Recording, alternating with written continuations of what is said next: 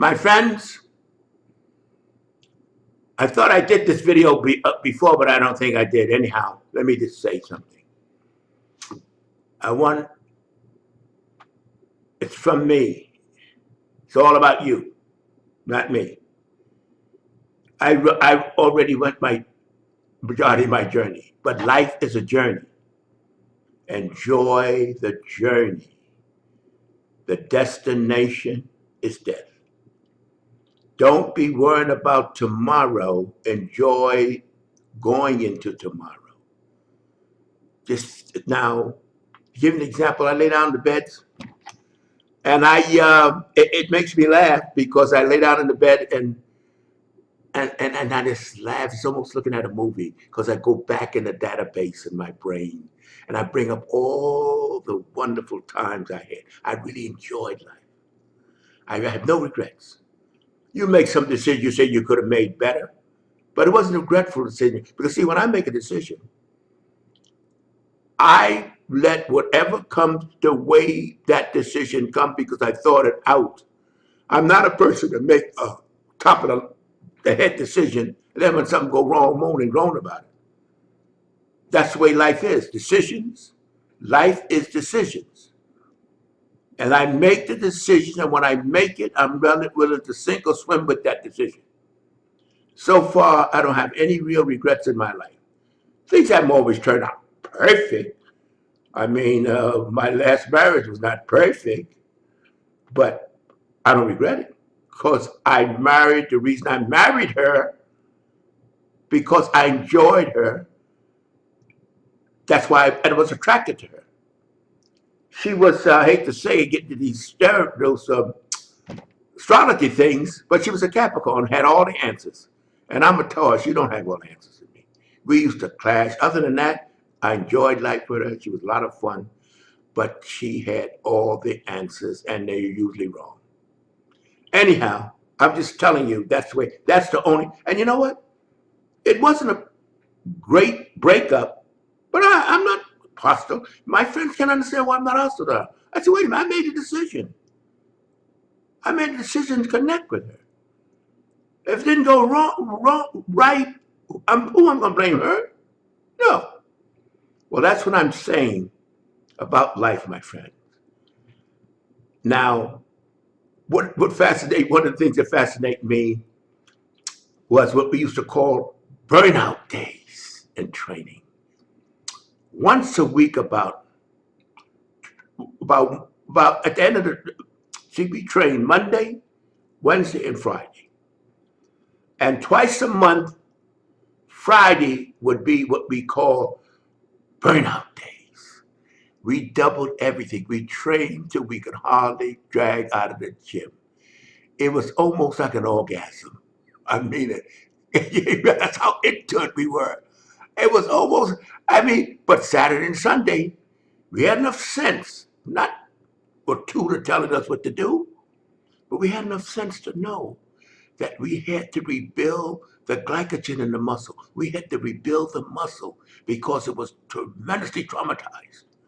And we didn't have to worry about protein because we know the more protein you eat, the better. I mean, nothing else. We go to the chicken place, the rotisserie chicken, and all of us have a chicken and some coleslaw. And I hate to say it, but we liked our beer and a mug of beer, you know. That was a must. Of course, the steaks we had that every day. Cottage cheese, but I mean, you know what happened? We felt so strong. And we didn't have, it wasn't enough knowledge about protein and what it does for you in those days. But we knew just from observation, deduction, and application that broccoli didn't do it. And I hate to say it though, you know, but we weren't into vegetables. The only vegetables we ate was potatoes and onions at the French Romanian steakhouse. But in any case, and we used to eat that every night. Boy, we was something. I enjoy, you know, it's such a great feeling. A lot of people, if you mention their past, they get mad at you because they had a miserable past. They died miserable because they look back on their lives, what they woulda, shoulda, coulda.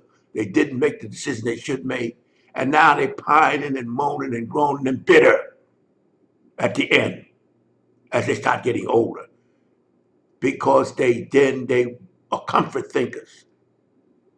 They wanted to think what was comfortable and they wanted to live in fantasy. One thing about a fantasy, my friend, it's fine long as you don't try to live it. When you try to live in your fantasy, you're finished. Remember that. But I want to really stress the burnout. When I say it gives me an orgasm because we enjoyed it so. It's such enjoyment. Looking forward to the burnout. But we didn't burn out every week. Twice a month we burned out. Exhaustion worked out. But I just wanted to tell you, and you know what? We grew like hell, man. We got strong. I mean, Marvin Eden was the strongest guy in the gym. He was doing 350-pound bench presses for reps in those days. I mean, and the point was simply, we didn't get the joint problem, everything these guys get today because it was natural. The reason these guys get these joint problems today because the juice make them do more, allow them to do more than the body can handle. And the joints go on them. But in any case, I just wanted you to know how I enjoy and how all the knowledge and the wisdom that I got from all this experience, it comes up. And I lay in the bed and I say, gee whiz, I never talked to my friends about the burnout. Now, you can't, I want to tell you fellas, if you haven't been trained Alicia yet, don't, I'm just telling you, you have to apply it to your circumstances, how you train, and you could do the burnout on your own. But the point is, you got to be really driven. And I'm just telling you this as a source of information. But I'm telling you, be careful. If you haven't been training at least a year or 6 months a year, it's too much on the body. Your muscles can't handle it. You don't need to build up enough reserve. But that's all individual. One guy may be able to do a burnout in 6 months of training. Another guy take 2 years. So you have to apply it to you. Now, my friends, as usual, my sign off is to be continued.